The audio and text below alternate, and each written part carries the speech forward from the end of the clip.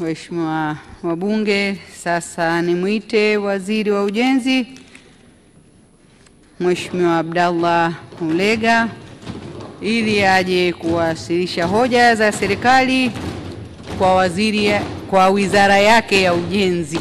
Karibu sana Mheshimiwa Waziri wa Ujenzi. Karibu sana.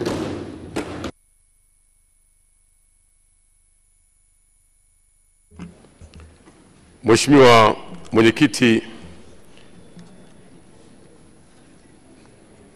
naomba kwa heshima kubwa na taadhima mbele yako niweze kuwasilisha bajeti hii ya Wizara ya Ujenzi, bajeti ya kazi na utu.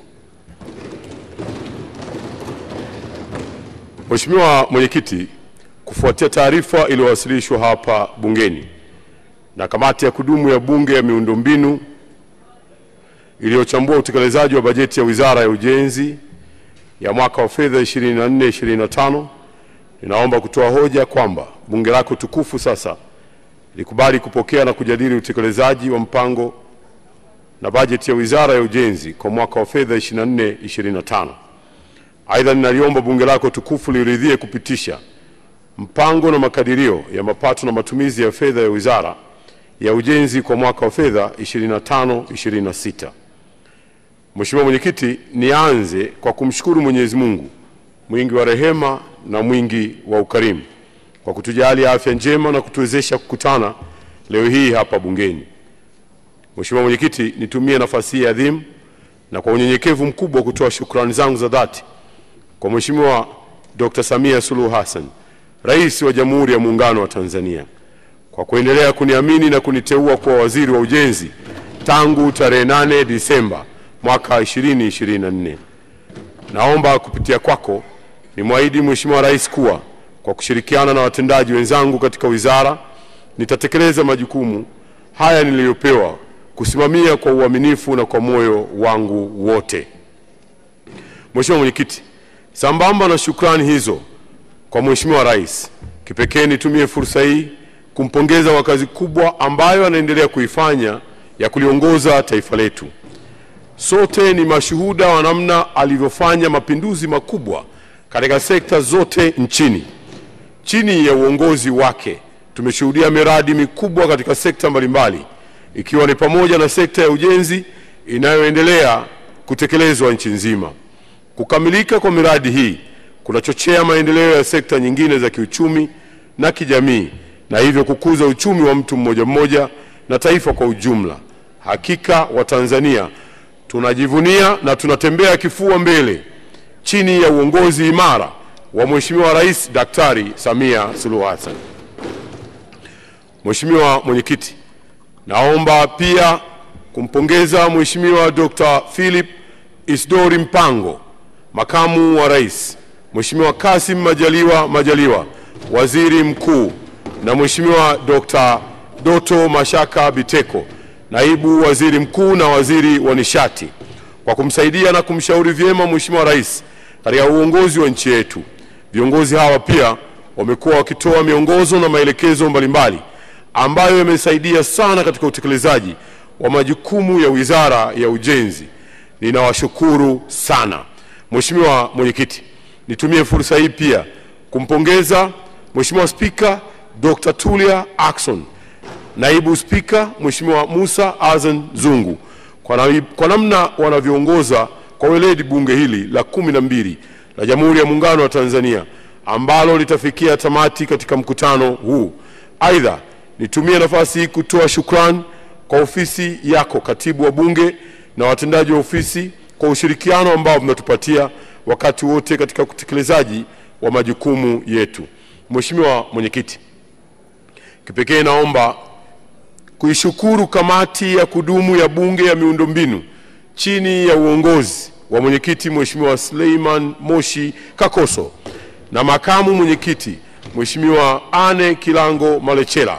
Kamati hii imekuwa bega kwa bega na wizara katika kutekeleza majukumu yake kupitia maelekezo, maoni na ushauri katika masuala mbalimbali. Mheshimiwa Mwenyekiti, hali kadhalika kamati hii ilifanya uchambuzi wa kina wa mpango na bajeti ya wizara kwa mwaka wa fedha 25-26 na kutoa ushauri ambao umezingatiwa katika bajeti hii ninayoisoma mbele ya bunge lako. Mheshimiwa Mwenyekiti, nitumie fursa hii pia kutoa pole kwako wewe binafsi, Mheshimiwa Spika, Bunge, Chama cha Mapinduzi, wananchi wa jimbo la Kigamboni, marafiki na familia kufuatia kifo cha mpendwa wetu Daktari Faustin Engelbert Ndugulile aliyekuwa mbunge wa jimbo la Kigamboni. Apumzike kwa amani Dr. Faustin Ndugulile. Mheshimiwa Mwenyekiti, mnamo tarehe 16 Novemba 2024 yalitokea maafa makubwa kutokana na kuporomoka kwa jengo la ghorofa 4 katika eneo la Kariakoo jijini Dar es Salaam. Ajali hiyo ilisababisha vifo, majeruhi pamoja na upotevu wa mali.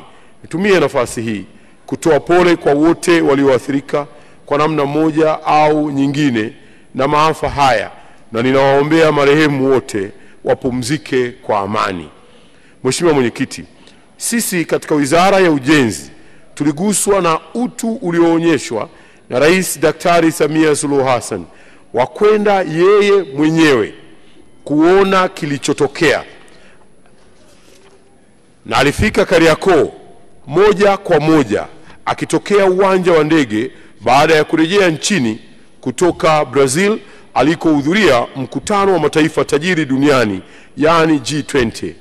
Ule ulikuwa ni upendo na uongozi wa aina yake kwa Watanzania. Shukran na pongezi nyingi kwa Rais Daktari Samia Suluhu Hassan. Mheshimiwa Mwenyekiti, kufuatia maelekezo ya Mheshimiwa Rais Daktari Samia Suluhu Hassan, baada ya kutokea kwa ajali ile, wizara yangu ikiwa ni mdau na msimamizi wa shughuli za majenzi nchini inaendelea na taratibu za kutunga sheria ya majengo kwa ajili ya kusimamia sekta ndogo ya majengo nchini. Sheria hii itakapoanza kutumika itakuwa ni mwarobaini wa changamoto zilizopo, hususan katika masuala ya uratibu, usimamizi na udhibiti wa sekta hiyo hapa nchini. Mheshimiwa Spika, ujenzi wa miundombinu imara kama barabara na madaraja ni mojawapo ya nguzo muhimu za maendeleo ya taifa lolote duniani. Naomba kunukuu mojawapo ya taarifa za Benki ya Maendeleo Afrika, yani AFDB, inayoeleza ifuatavyo: barabara nzuri na madaraja hayafanyi kazi ya kuunganisha maeneo peke yake, bali pia huunganisha watu na fursa, watoto na shule, wakulima na masoko, na kwa ujumla huchochea maendeleo ya nchi. Mheshimiwa Mwenyekiti, bajeti ya mwaka 2025-2026 ninayowasilisha bungeni leo imeandaliwa kwa kuzingatia misingi na maono yafuatayo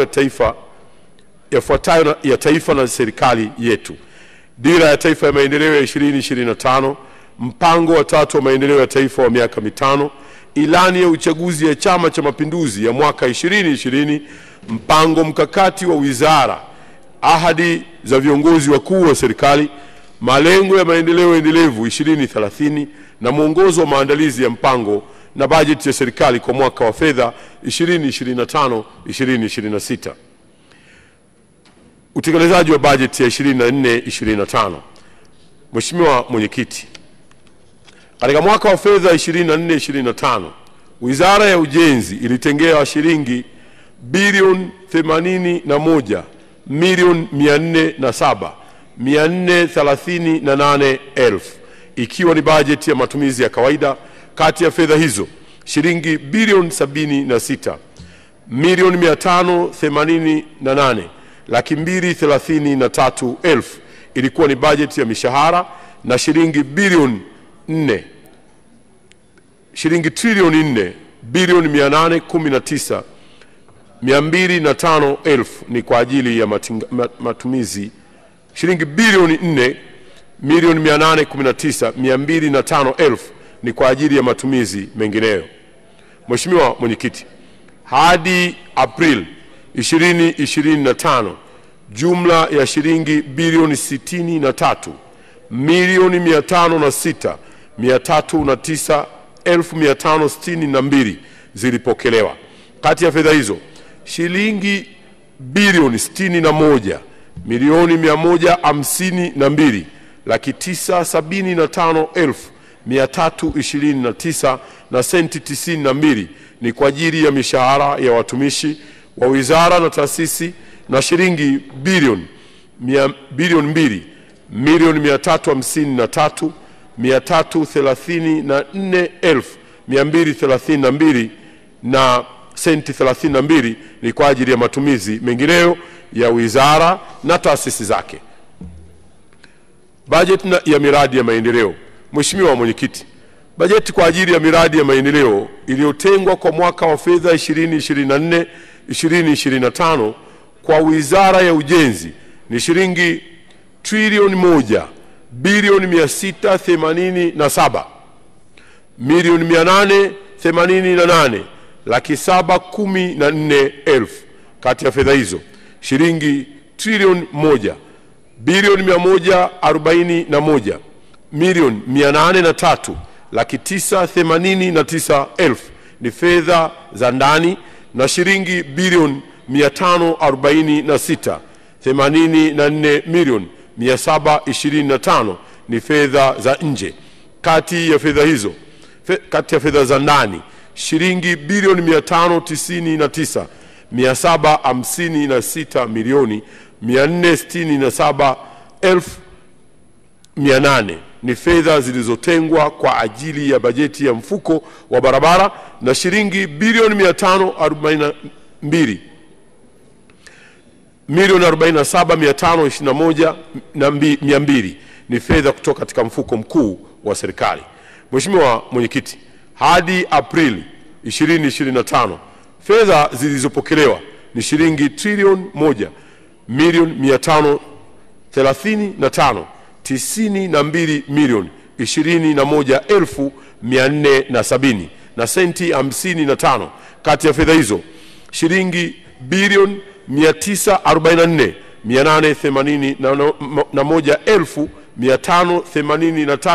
944,881,583,335 na senti 76 ni fedha za ndani, na shilingi bilioni 590,210 milioni 438,134 na senti 79 ni fedha za nje. Kati ya fedha za ndani zilizopokelewa shilingi bilioni 482,85 milioni 328 na 11 na senti 98 ni kutoka mfuko mkuu wa serikali, na shilingi bilioni 462,796 milioni laki 255,323 na senti 78 ni za mfuko wa barabara. Mafanikio yaliyopatikana. Mheshimiwa Mwenyekiti, baada ya kuwapa taarifa ya kiasi ambacho bunge lako tukufu liliidhinisha kwetu, ni vyema nikasema hapa ni masuala yepi makubwa na muhimu tuliweza kuyatekeleza kwa kuzingatia vipaumbele vya kitaifa na maono na maelekezo ya jemedari wetu Mheshimiwa Rais Daktari Samia Suluhu Hassan, na baada ya kupata kibali cha muhimili huu muhimu wa dola. Miradi ya barabara na madaraja. Mheshimiwa Mwenyekiti, Wizara ya Ujenzi kupitia TANROADS inasimamia mtandao wa barabara wenye urefu wa kilomita 37,435. Kati ya hizo kilomita 12,527.44 ni barabara kuu na kilomita 24,907 ni barabara za mikoa. Mheshimiwa Mwenyekiti, katika mwaka wa fedha 24-25 miradi ya barabara kuu iliyopangwa kutekelezwa ni ujenzi wa barabara zenye urefu wa kilomita 385 kwa kiwango cha lami, ukarabati wa kilomita 35 kwa kiwango cha lami, ujenzi wa madaraja 17, ukarabati wa daraja 1, kufanya maandalizi ya ujenzi wa madaraja 9 na kufanya upembuzi yakinifu na usanifu wa kina wa madaraja mawili. Mheshimiwa Mwenyekiti, hadi kufikia Aprili 2025 utekelezaji wa malengo hayo ni kama ifuatavyo: ujenzi wa kiwango cha lami wa barabara zenye urefu wa kilomita 109.49 umekamilika na ujenzi wa kilomita 275.51 unaendelea. Ujenzi wa madaraja matano unaendelea na ujenzi wa madaraja matano upo katika hatua za maandalizi. Jumla ya kilomita 98.89 za barabara za mikoa zilijengwa kwa kiwango cha lami na jumla ya kilomita 192.89 zilikarabatiwa kwa kiwango cha changarawe. Aidha, ujenzi na ukarabati wa madaraja madogo 12 kwa kutumia fedha za mfuko mkuu wa serikali na 13 kwa kutumia mfuko wa barabara upo katika hatua mbalimbali za utekelezaji. Mheshimiwa Mwenyekiti, miradi 7 ya barabara iliyokuwa itekelezwe kwa utaratibu wa EPC+F sasa inatekelezwa kwa utaratibu wa sanifu na jenga, yani design and build. Hadi sasa maboresho ya kimkataba, yani addendum, ya miradi 6 yamesha sainiwa. Aidha, mradi mmoja wa Igawa Songwe hadi Tunduma sasa utatekelezwa kwa njia ya PPP, ambapo taratibu za kusaini mkataba zinaendelea. Sambamba na hilo, Mheshimiwa Rais Daktari Samia Suluhu Hassan wakati wa ziara yake mkoani Tanga aliagiza ujenzi wa barabara ambayo hapo awali ilikuwa itekelezwe kwa utaratibu wa EPC+F kutoka Kiberashi hadi Singida sasa utekelezwe kwa utaratibu wa PPP. Na tayari wakala wa barabara Tanzania, yani TANROADS, na TPA wameanza majadiliano ikiwa ni hatua ya utekelezaji wa agizo hilo la Mheshimiwa Rais Daktari Samia Suluhu Hassan. Daraja la JP Magufuli, yani Kigongo Busisi. Mheshimiwa Mwenyekiti, nitumie nafasi hii kueleza kuhusu mafanikio ya mradi mmoja wa kielelezo ambao tumeukamilisha mwaka huu. Mradi huo ni ujenzi wa daraja la JP Magufuli Kigongo Busisi mkoani Mwanza. Wakati Mheshimiwa Rais Daktari Samia Suluhu Hassan akiingia madarakani mwaka 2021, ujenzi wa daraja hili ulikuwa umefikia asilimia takriban 25, na kutokana na changamoto za kutetereka kwa uchumi wa dunia baada ya janga la Uviko 19, kulikuwa na wasiwasi kuwa ni wapi tutapata shilingi bilioni 539.28 za kukamilisha mradi huo. Mheshimiwa Mwenyekiti, naomba kutumia fursa hii kutoa pongezi na shukrani kubwa kwa rais wetu Daktari Samia Suluhu Hassan ambaye si tu amelipa fedha zote hizo kwa mkandarasi kwa wakati, lakini amekamilisha mradi wa ujenzi uliokuwa ndoto ya mtangulizi wake, ambapo Mwenyezi Mungu akaamua ukamilisho wakati huu wa Daktari Samia Suluhu Hassan. Mheshimiwa Mwenyekiti, naomba kuliarifu Bunge kwamba mradi huo sasa umekamilika kwa asilimia 99 na tayari kwa heshima zote tumemuomba Mheshimiwa Rais Daktari Samia Suluhu Hassan kuwa mgeni rasmi na kusherehekea tukio hili muhimu kwa Watanzania, hususan wananchi wa kanda ya Ziwa, la uzinduzi rasmi wa daraja la John Pombe Magufuli, yani Kigongo Busisi. Mheshimiwa Mwenyekiti, kukamilika kwa daraja hili kutakuwa ni faraja kwa wakazi wa kanda ya Ziwa ambao wamekuwa wakitumia muda wa takriban masaa mawili kuvuka kutoka upande mmoja kwenda upande mwingine. Baada ya daraja kukamilika, muda wa kuvuka unatarajiwa kupungua hadi kufikia wastani wa dakika 3 tu.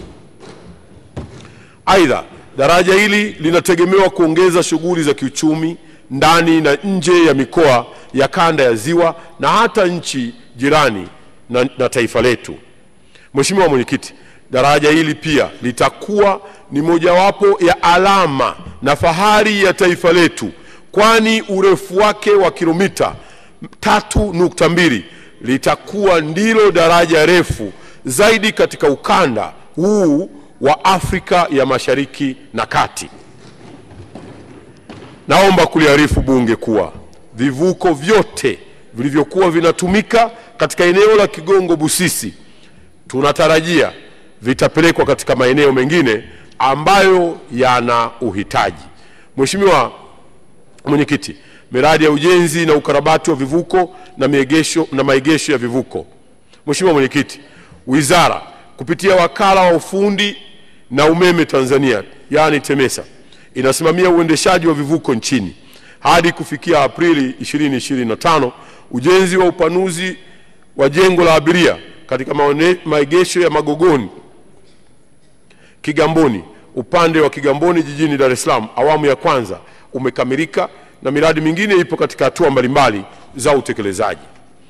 Mheshimiwa Mwenyekiti, kipekee nitumie nafasi hii kumshukuru na kuyashukuru maono ya rais wetu Jemedari Daktari Samia Suluhu Hassan ya kuchochea na kuhamasisha uhusiano baina ya serikali na sekta binafsi yaliyosaidia kutatua changamoto ya usafiri kwa wananchi wa Kigamboni jijini Dar es Salaam. Kutokana na changamoto zilizovikumba vivuko vya serikali, wananchi wanaotoka na kwenda Kigamboni walikuwa wakipata adha na usumbufu mkubwa sana. Mheshimiwa Mwenyekiti, kwa sababu ya utu, maono na uzalendo na ubunifu wa Mheshimiwa Rais Daktari Samia Suluhu Hassan, serikali sasa imeruhusu makampuni binafsi na kampuni ya Bakhresa kutumia vivuko binafsi ili kupunguza usumbufu huo. Hivi sasa wale wanaotaka kutumia kivuko cha serikali wanatumia, na wale wanaotaka kutumia kivuko cha Azam wanatumia. Kwa kiasi kikubwa tumeondoa usumbufu wa usafiri katika eneo hilo.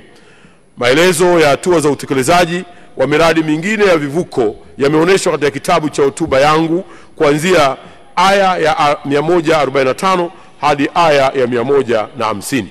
Mheshimiwa Mwenyekiti, wizara yangu kupitia wakala wa majengo Tanzania yani TBA inatekeleza miradi ya ujenzi na ukarabati wa nyumba na majengo ya serikali katika mwaka wa fedha 24-25.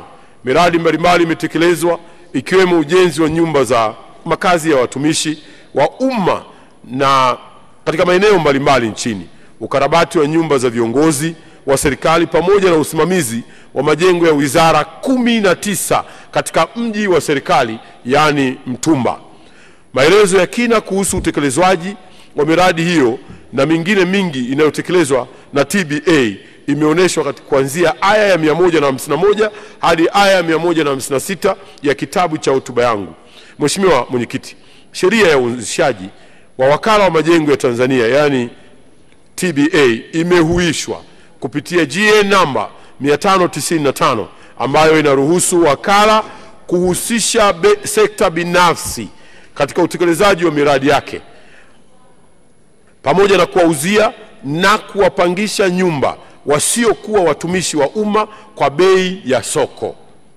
Aidha, wakala umeainisha maeneo yake yaliyoiva yani prime areas katika mikoa ya Dar es Salaam, Arusha, Dodoma na Mwanza kwa ajili ya kuyaendeleza kwa njia ya ubia pamoja na mikopo kutoka taasisi za fedha.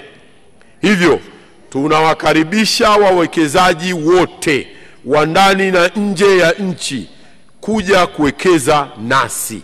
Kufuatia kuisha sheria hiyo, wizara inategemea kupungua kwa changamoto za makazi kwa watumishi wa umma na kuiwezesha kupata mapato yatakayopelekea wakala kujiendesha na kupunguza utegemezi wa ruzuku katika utekelezaji wa miradi ya maendeleo. Mheshimiwa Mwenyekiti, udhibiti uzito wa magari na masuala ya usalama barabarani. Mheshimiwa Mwenyekiti, serikali kupitia TANROADS imeendelea kujenga na kuboresha mizani ya kupima uzito wa magari ili kulinda barabara zisiharibike mapema na kuimarisha udhibiti wa uzito wa magari. Aidha, ili kukabiliana na changamoto ya msongamano kwenye vituo vya mizani pamoja na vitendo vya rushwa, serikali kupitia TANROADS imejipanga kufanya mambo yafuatayo. Moja, kufunga mizani ya kisasa isiyotumia binadamu yani unmanned weighbridge ili kupunguza matumizi ya binadamu na vitendo vya rushwa katika vituo vya mizani. Mfumo huo utaunganishwa na mifumo mingine ya serikali kama vile mfumo wa Benki Kuu na GEPG kwa lengo la kurahisisha huduma. 2. Kuendelea kufunga mizani ya kielektroniki ya kupima magari yakiwa kwenye mwendo, yaani weigh in motion system, katika vituo vyote vya mizani ifikapo mpaka mwaka 2030 ili kupunguza msongamano wa magari katika vituo vya mizani yetu. Hadi sasa mizani ya aina hii imefungwa katika vituo vya mizani vya Vigwaza, Mikese, Mikumi, Wenda, Mpemba, Nala, Njuki, Kimokou, Dakawa na Rubana. Lakini pia tutafunga mfumo wa ufuatiliaji, yani CCTV camera na data management system katika vituo vyetu vya mizani ifikapo mwaka wa 2027 vyote. Kwa sasa serikali kupitia TANROADS ipo katika hatua ya manunuzi kwa ajili ya kufunga mfumo huo katika mizani 58 iliyobakia kati ya mizani 66 ambayo haijafungwa mfumo wa aina hiyo. Mheshimiwa Mwenyekiti, miradi ya barabara inayotekelezwa na wizara huzingatia pia masuala ya usalama barabarani ili barabara hizo zisiwe chanzo cha ajali na maafa kwa watumiaji. Hatua mbalimbali zinachukuliwa ili kuhakikisha barabara zetu zinakuwa salama. Miradi inayotekelezwa ni pamoja na kufanyia maboresho maeneo hatarishi, kuweka alama na michoro muhimu barabarani, kufunga taa za barabarani, taa za kuongoza magari katika maeneo ya miji mbalimbali nchini. Mheshimiwa Mwenyekiti, Mheshimiwa Rais Dr. Samia Suluhu Hassan tayari ametoa maelekezo ya kuwepo kwa taa za barabarani kama mojawapo ya njia ya kupunguza ajali na kuokoa maisha ya watu hapa nchini. Kama sehemu ya utekelezaji wa maelekezo hayo, jumla ya taa za barabarani 4680 zimefungwa nchi nzima. Aidha, miradi yote mikubwa ya ujenzi wa kiwango cha lami inahusisha uwekaji wa taa za barabarani. Kwa mfano, barabara yote ya mzunguko wa nje Outer Ring Road katika jiji la Dodoma, kilomita zote 112 zitawekwa taa za barabarani. Katika mwaka wa fedha 25-26, Mheshimiwa Mwenyekiti, taa za barabarani zitawekwa katika kila mkoa katika miji takriban 200 ambapo inatarajiwa tutanunua taa 5200 kwa ajili ya kueneza mikoa yote. Mheshimiwa Mwenyekiti, jitihada zinazofanywa na wizara kupitia TANROADS zimezaa matunda na zimeanza kutambuliwa kimataifa. Kwa mfano, wizara kupitia wakala wa barabara ilipokea tuzo ya heshima katika mashindano ya kimataifa ya usalama wa miundombinu ya barabara inayoitwa IRAP Gari Lidl Memorial Trophy kutokana na mchango wa wakala TANROADS katika kuboresha usalama wa miundombinu ya barabara nchini ili kupunguza ajali za barabarani na kuhakikisha usalama wa watumiaji wote wa barabara. Tuzo hii imetoa motisha kubwa kwa TANROADS kuendelea kuimarisha usalama wa miundombinu ya barabara kuu na za mikoa ili kufikia lengo la Umoja wa Mataifa la kupunguza ajali kwa 50% ifikapo mwaka 2030. Miradi ya ujenzi wa miundombinu ya viwanja vya ndege. Mheshimiwa Mwenyekiti, wizara kupitia TANROADS imeendelea kutekeleza miradi ya uendelezaji wa viwanja vya ndege vya Msalato, Geita, Kigoma, Tabora, Songwe, Mtwara, Sumbawanga, Shinyanga, Iringa, Musoma, Songea, Tanga na Leki Manyara. Miradi hii ikikamilika, viwanja vitarejeshwa Mamlaka ya Viwanja vya Ndege Tanzania yani TAA kwa ajili ya usimamizi na uendeshaji. Maelezo ya kina kuhusu utekelezaji wa miradi ya viwanja vya ndege yameonyeshwa kwa kina katika kitabu cha hotuba yangu kuanzia aya ya 168 hadi aya ya 177. Utendaji wa taasisi zilizo chini ya wizara. Mheshimiwa Mwenyekiti, Wizara ya Ujenzi ina taasisi 9 ninazozisimamia ambazo zinatekeleza majukumu ya sekta ya ujenzi. Maelezo ya kina kuhusu utekelezaji wa majukumu ya taasisi hizo hadi kufikia Aprili 2025 ni kama yalivyoonyeshwa katika aya ya 178 hadi aya ya 211 ya kitabu cha hotuba yangu. Changamoto. Mheshimiwa Mwenyekiti, pamoja na mafanikio yaliyopatikana katika utekelezaji wa majukumu ya wizara, zipo changamoto kadhaa ambazo zimechangia kuto kufikiwa kwa malengo yaliyokusudiwa 100%. Changamoto hizo na mikakati ya kuzitatua zimeonyeshwa katika kitabu cha hotuba yangu katika aya ya 219. Makisio ya bajeti ya mwaka 25-26. Mheshimiwa Mwenyekiti, katika mwaka wa fedha 2025-2026, kauli mbiu yetu ni bajeti ya kazi na utu. Vipaumbele vitaendelea kuwa ni kutekeleza miradi ambayo ina manufaa kwa maendeleo ya taifa letu, kuangalia maeneo yenye uhitaji zaidi, lakini pia kuwezesha miundombinu itakayofanya Watanzania waishi maisha ya utu zaidi, na wakati huo huo watumishi wa wizara wakichapa kazi usiku na mchana kwa kuzingatia uwajibikaji, ubora wa kazi na uzalendo. Tunasonga mbele.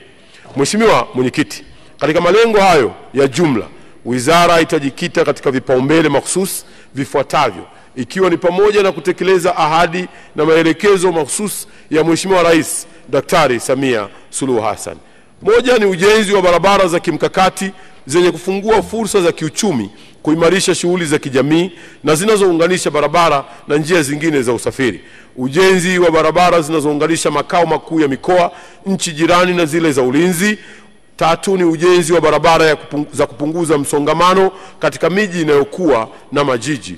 Na nne, ukarabati na matengenezo makubwa ya barabara kuu na zile za mikoa ili kuzirejesha na pia kuzifanya zipitike majira yote ya mwaka.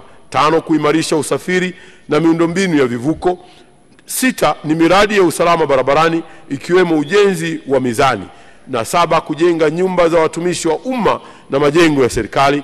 Nane, kuwajengea uwezo wataalamu na makandarasi wa ndani katika masuala ya ujenzi. Na tisa ni kukamilisha ujenzi wa viwanja vya ndege vilivyokasimiwa kwa Wizara ya Ujenzi.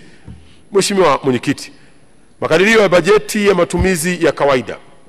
Mheshimiwa Mwenyekiti, Wizara ya Ujenzi imetengewa shilingi bilioni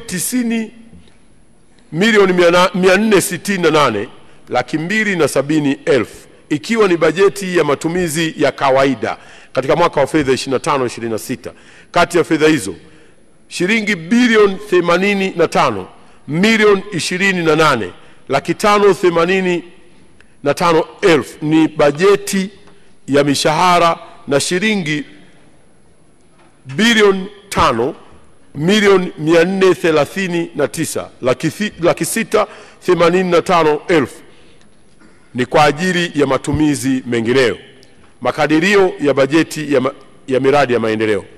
Mheshimiwa Mwenyekiti, bajeti ya utekelezaji wa miradi ya maendeleo inajumuisha fedha za ndani shilingi trilioni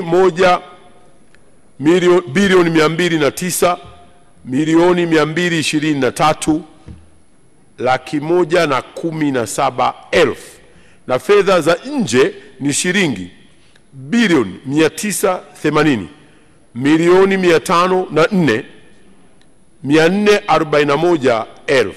Fedha za ndani zinajumuisha shilingi bilioni 688,756,470,000 kutoka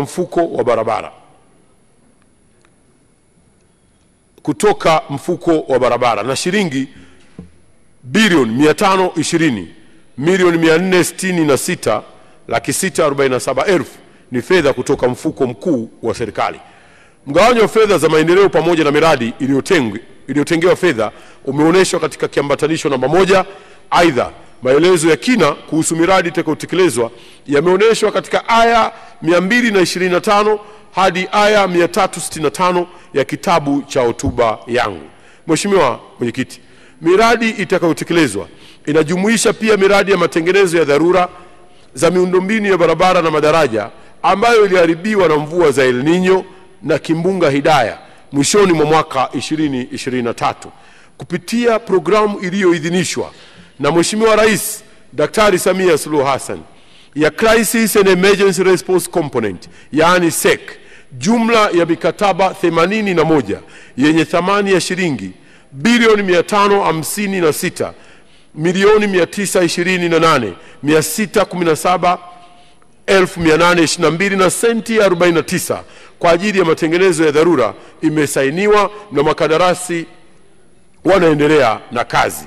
Kati ya mikataba hiyo 81, miradi 72 inatekelezwa na makandarasi wazawa sawa na maelekezo ya Mheshimiwa Rais. Aidha, katika mwaka 25-26 serikali itafanya matengenezo makubwa ya barabara ili zisiendelee kuharibika. Barabara zilizopangwa kufanyiwa matengenezo ni pamoja na barabara ya Dar es Salaam Mkuranga Kibiti Lindi hadi Mingoyo kilomita 463 ambayo ilifungwa kutokana na mvua kubwa zilizonyesha hivi karibuni. Barabara hii itajengwa kwa awamu. Niwahakikishie watumiaji wa barabara hii kuwa matengenezo haya makubwa yatakapokamilika itakuwa ni suluhu la changamoto ya kukatika mawasiliano mara kwa mara kwa barabara hii wakati wa msimu wa mvua. Mheshimiwa Mwenyekiti, naomba kutumia nafasi hii kulitangazia Bunge kwamba makandarasi wawili wa matengenezo ya barabara ya Mtwara Mingoyo, yaani Mnazi Mmoja na Mnazi Mmoja Masasi, kwa gharama ya shilingi bilioni 427 wamepatikana na tayari fedha za awali zimekwisha kulipwa. Mkandarasi wa kipande cha Mtwara Mingoyo tayari yupo kazini na yule wa Mingoyo Masasi anatarajiwa kuwa uwandani mwezi huu, na kwa hivyo kazi kubwa ya maendeleo inaendelea kufanywa hata katika mikoa hii ya kusini pia. Ubunifu na utu.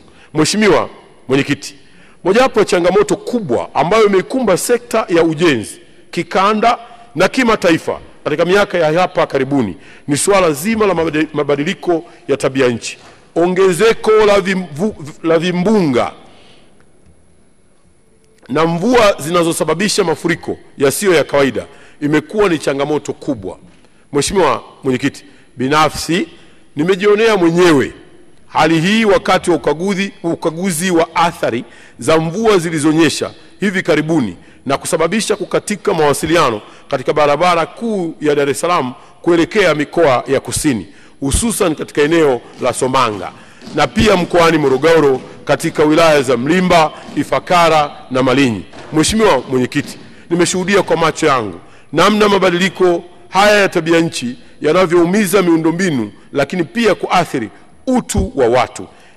Mheshimiwa Mwenyekiti, kila nilipofika kuangalia uharibifu nilikuwa na maelekezo ya mfariji mkuu Rais wetu Daktari Samia Suluhu Hassan aliyeniagiza kuhakikisha mawasiliano yanarejea na watu wanaishi maisha yao kwa utu. Mheshimiwa Mwenyekiti, naomba niliarifu Bunge kwamba Mheshimiwa Rais alikuwa akifuatilia kwa karibu kila kinachoendelea katika mikoa yote iliyokumbwa na maafa ya mvua na mara zote alitaka kujua kuhusu hali za wananchi, hususan usalama wao. Mheshimiwa Mwenyekiti, kwa serikali hii ya Rais Daktari Samia Suluhu Hassan, suala la ujenzi wa barabara na madaraja si suala la idadi tu ya kilomita au namba au fahari peke yake, bali ni suala nyeti linalogusa utu na maisha ya watu. Mheshimiwa Mwenyekiti, naomba niwaeleze kisa kimoja tu cha ndugu Lawrence Chilumba ambaye alikuwa anasafirisha mwili wa marehemu mama yake kutoka Dar es Salaam kwenda Masasi mnamo tarehe 16 mwaka huu. Ndugu Chilumba alilazimika kukesha na mwili huo katika eneo la Somanga akisubiri wataalamu wetu wafanikishe ukarabati wa eneo ambalo halikuwa linapitika. Ndugu Chilumba alikesha nasi na alikuwa wa kwanza kuruhusiwa kupita barabarani na wafiwa wenzake ili aweze kwenda kumstiri marehemu mama yake mara wataalamu walipofanikiwa kurekebisha barabara ile. Mheshimiwa Mwenyekiti, naomba nitumie jukwaa hili kuwapa pole Watanzania wote waliopatwa na kadhia ile, na naomba nitumie jukwaa hili kuwapongeza sana wataalamu wetu wa barabara wakiongozwa na Katibu Mkuu Balozi Aisha Amur, lakini na mkurugenzi wa taasisi yetu ya TANROADS Engineer Mohamed Besta, na wote waliokesha siku 4 pamoja nami katika eneo lile la Somanga kuhakikisha kwamba barabara inarejea. Naomba pia nimshukuru sana mkuu wa mkoa wa Lindi Mheshimiwa Zainab Telak na wote walioshiriki katika kuhakikisha kwamba tunashirikiana kufanikisha barabara kufunguka. Wakati serikali hii ya Rais Daktari Samia Suluhu Hassan inapopanga mipango ya kujenga barabara kwa taifa letu, taswira za matukio ya namna hii ya wananchi wetu kama Lawrence Chirumba hutuongoza pia kwenye mipango yetu. Mheshimiwa Mwenyekiti, barabara ya kilomita 5 katika eneo ambalo hakujawahi kuwa na barabara ina thamani kubwa kuliko kutokuwa na barabara kabisa. Wananchi wetu wanaujua ukweli huu, na naomba nihakikishie bunge la kwamba itakapofika mwezi Septemba mwaka huu, maeneo ya Somanga ambayo yamekuwa ni maarufu sana kwa kukatika barabara, wakandarasi watakuwa wamemaliza kazi yote ya urekebishaji wa barabara katika eneo hilo, na yawezekana mvua za mwaka huu ikabaki kuwa ndio historia ya ubovu wa barabara katika maeneo yale. Mheshimiwa Mwenyekiti, wizara kupitia TANROADS imejipanga kukabiliana na majanga ya asili kama mafuriko katika sehemu mbalimbali nchini kwa kuchukua hatua, ikiwa ni pamoja na kuainisha maeneo yanayokumbwa na mafuriko mara kwa mara, lengo la kuimarisha kwa kujengwa miundombinu inayoweza kuhimili mafuriko ambayo kwa kiasi kikubwa yanasababishwa na mabadiliko ya tabia nchi. Mheshimiwa Mwenyekiti, uwezo wa baadhi ya madaraja na barabara nchini kuhimili vishindo vya mabadiliko ya tabia nchi umekuwa mdogo. Kwa kuzingatia hali hiyo, wizara yangu sasa inajielekeza katika ujenzi wa barabara na madaraja unaozingatia mahitaji ya kisasa ya dunia yetu. Mheshimiwa Mwenyekiti, katika hatua nyingine tunazozichukua ni kuendelea kuimarisha kituo cha kukabiliana na dharura za majanga, yaani Emergency Response Center, kilichopo katika ofisi za TANROADS mkoa wa Pwani pale Kibaha. Katika mwaka wa fedha 24-25 kituo kimefanya manunuzi ya vifaa mbalimbali vya kukabiliana na dharura, ikiwa ni pamoja na makaravati ya chuma yani AMCO yenye urefu wa mita 5750, nyavu za kushikilia mawe katika kingo za madaraja yani gabion boxes, na magodoro yake yani Reno mattresses yenye jumla ya mita za ujazo 4500, vyote vikiwa na thamani ya shilingi bilioni 4.91. Aidha, vituo vingine vimepangwa kuanzishwa katika mikoa ya Mwanza, Arusha, Mbeya na Dodoma. Mheshimiwa Mwenyekiti, sambamba na uimarishaji na uanzishaji wa vituo vingine vya kukabiliana na majanga ya asili, wizara kupitia TANROADS inaboresha miongozo ya usanifu na vifaa vya ujenzi yani building materials, ili kuhakikisha miundombinu mipya inayojengwa inahimili mabadiliko ya tabia nchi. Uwezeshaji wazawa. Mheshimiwa Mwenyekiti, kufuatia maelekezo mahsusi ya Mheshimiwa Rais Daktari Samia Suluhu Hassan, wizara imefanya uamuzi wa kimapinduzi wa kuongeza ukomo wa kuwapa makandarasi wazawa kutoka kiasi cha shilingi bilioni 10 za zamani hadi shilingi bilioni 50. Hili limewekwa katika sheria ya manunuzi, na maana yake ni kwamba kama kazi ya ujenzi ina thamani ya mpaka shilingi bilioni 50, kipaumbele cha kwanza kitakuwa ni kwa wakandarasi wa ndani. Uamuzi huu uliotokana na maelekezo ya Mheshimiwa Rais Dr. Samia Suluhu Hassan si tu kwamba kwa sababu ya kizalendo pekee, bali kwa sababu za kiutendaji pia. Baadhi ya kampuni za hapa nyumbani zimeonyesha uwezo mkubwa unaofanana na wakati mwingine hata kuzidi wajenzi kutoka nje. Mheshimiwa Mwenyekiti, uamuzi huu utaongeza mzunguko wa fedha kwenye uchumi wetu, kukuza uwezo wa makandarasi wetu wa ndani, kufanya kazi kubwa zaidi na kuongeza kada ya Watanzania wenye uwezo wa kufanya miradi mikubwa ya ujenzi kubwa zaidi. Hatua hii itaongeza ajira kwa vijana wetu, kwa sababu sasa makandarasi wa nyumbani watalazimika kuongeza nguvu kazi kwa sababu ya ukubwa wa miradi watakayoanza kupewa. Mheshimiwa Mwenyekiti, nipongeze tu baadhi ya makampuni machache ya kizalendo kati ya nyingi ambazo zimetupa nguvu ya kuchukua uamuzi huu kutokana na utendaji wao. Naomba hapa nilipongeze kampuni la Makapo Contractors and General Supplies, limefanya vizuri sana. Esteem Construction, Nyanza Roadworks, Mumangi Construction, Kings Builders, Rocktonic Limited, Umoja Kilosa, Mtwivila Traders na MS Technics Construction Group. Haya ni miongoni mwa makampuni mengi ya kizalendo yaliyofanya kazi ambayo tunajivunia. Mheshimiwa Mwenyekiti, ufuatiliaji, naomba kuliahidi bunge lako tukufu kwamba endapo litaidhinisha bajeti ya wizara kwa mwaka 25-26, tutahakikisha tunasimamia ipasavyo matumizi ya fedha hizo ili kile kinachotarajiwa kionekane. Mtatuona sana huko uwandani tukifuatilia kinachoendelea usiku na mchana. Mtaona watumishi wa wizara na makandarasi wakifanya kazi kwa kasi ili kufikia malengo. Mheshimiwa Mwenyekiti, kupitia hotuba hii ya bajeti ya wizara, naomba kutoa onyo kwa makandarasi wote nchini, wa ndani na hata wale wa kigeni, kwamba kuanzia sasa hatutasita kuvunja mkataba pale itakapoonekana kuna uzembe, ukosefu wa viwango na kupitiliza kwa muda wa kukamilika mradi kusiko na sababu za kimsingi, huku tukizingatia sheria za nchi yetu.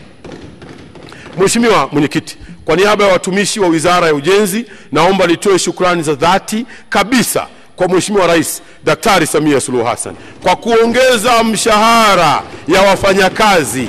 Ahadi yetu sisi Wizara ya Ujenzi kwake Mheshimiwa Rais na kwa Watanzania wote ni kufanya kazi usiku na mchana ili kukuza uchumi wa nchi na kujali utu. Mheshimiwa Mwenyekiti, hitimisho.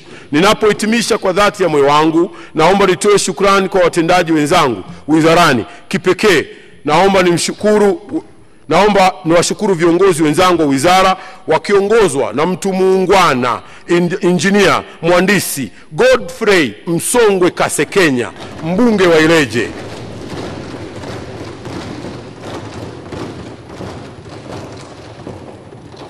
Balozi Mhandisi Aisha Salim Amur, katibu mkuu, pamoja na Dr. Charles Enoch Msonde, naibu katibu mkuu. Mheshimiwa Mwenyekiti, nitumie nafasi hii kumshukuru sana Mheshimiwa Rais Dr. Samia Suluhu Hassan kwa kuniunganisha na timu hii mahiri ya mchanganyiko wa wanasiasa na watendaji ambao wamerahisisha sana kazi ndani ya wizara yetu. Ama kwa hakika katika kipindi kifupi nilichoongoza wizara hii nimepata ushirikiano wa kutosha kutoka kwao katika usimamizi wa wizara hii. Aidha, sitakuwa muungwana nisiposhukuru management ya wizara, wakuu wa taasisi chini ya wizara na watumishi wote wa wizara na taasisi kwa moyo wa uzalendo na kujitolea wakati wa utekelezaji wa majukumu ya wizara. Mwenyezi Mungu awabariki sana. Mheshimiwa Mwenyekiti, nitumie fursa hii kipekee kuwashukuru wananchi wa jimbo la Mkuranga kwa ushirikiano wanaoendelea kunipatia katika majukumu yangu ya kuwawakilisha na kuwasemea. Nitumie fursa hii kwa niaba ya wananchi wa jimbo la Mkuranga na Watanzania kwa ujumla kumshukuru na kumpongeza sana rais wetu Jemedari Daktari Samia Suluhu Hassan kwa kuidhinisha na kuridhia upanuzi wa barabara ya Rangi Tatu hadi Kongoe. Upanuzi wa barabara hii utapunguza usumbufu na adha ya kukaa barabarani kwa muda mrefu na kuchochea uchumi wa watumiaji wa njia hiyo. Mheshimiwa Mwenyekiti, sambamba na hilo, naomba niishukuru sana familia yangu ikiongozwa na mke wangu mpendwa Hajat Mariam Abdallah Ibrahim kwa kuendelea kuniombea, kunivumilia na kunipa amani ya moyo wakati wote nikitekeleza majukumu ya ujenzi wa taifa letu.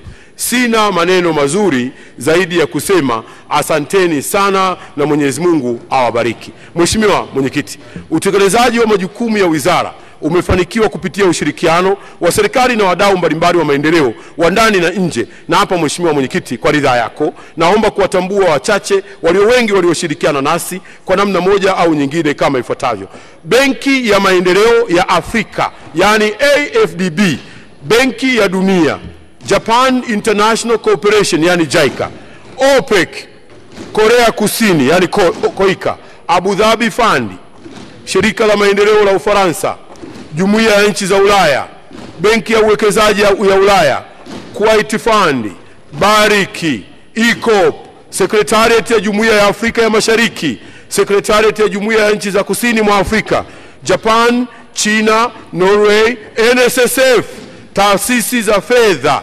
CRDB, NMB Bank, NBC, TCB na asasi mbalimbali zisizokuwa za kiserikali, sekta binafsi na pamoja na wadau wengine wengi. Mheshimiwa Spika, katika hatua hii nitakuwa mchoyo wa fadhila endapo sitamshukuru tena kwa mara nyingine Rais Daktari Samia Suluhu Hassan kwa diplomasia yake ya uchumi iliyofungua nchi yetu kimataifa, na matunda ndiyo haya yanayoonekana. Naomba nitoe tena shukrani zangu za dhati kwako na kwa waheshimiwa wabunge wote kwa kunisikiliza. Hotuba hii inapatikana katika tovuti ya wizara yani www.mow.go.tz. Muhtasari wa maombi ya fedha ya Wizara ya Ujenzi katika mwaka wa fedha 25-26. Mheshimiwa Mwenyekiti, katika mwaka wa fedha 25-26 Wizara ya Ujenzi inaomba kuidhinishiwa shilingi trilioni 2 bilioni 280 milioni 195 828,000 kwa ajili ya matumizi ya kawaida na utekelezaji wa miradi ya maendeleo. Kati ya fedha hizo shilingi bilioni 90 milioni 468,270,000 ni kwa ajili ya matumizi ya kawaida ya wizara na taasisi, na shilingi trilioni 2 bilioni 189 milioni 727,558,000 kwa ajili ya miradi ya maendeleo. Kati ya fedha za matumizi ya kawaida shilingi bilioni 85 milioni 28,585,000 ni za mishahara ya watumishi, na shilingi bilioni 5,439 milioni 685,000 ni za matumizi mengineyo. Bajeti ya utekelezaji wa miradi ya maendeleo inajumuisha fedha za ndani shilingi trilioni 1 bilioni 209 milioni 223,117,000 na fedha za nje ni shilingi bilioni 980 milioni 504 441. Fedha za ndani zinajumuisha shilingi bilioni 688 756 milioni 470 kutoka mfuko wa barabara, na shilingi bilioni 520 466 milioni 647 ni fedha za kutoka mfuko mkuu wa serikali. Mheshimiwa Spika, Mheshimiwa Mwenyekiti, pamoja na hotuba hii nimeambatanisha mchanganuo wa miradi itakayotekelezwa na wizara katika mwaka wa fedha 25-26, kiambatanisho namba 1 hadi 5. Naomba viambatisho hivyo vichukuliwe kama sehemu ya vielelezo vya hoja yangu. Mheshimiwa Mwenyekiti, naomba kutoa hoja. Asante sana Mheshimiwa Waziri wa Ujenzi, hoja imeungwa mkono.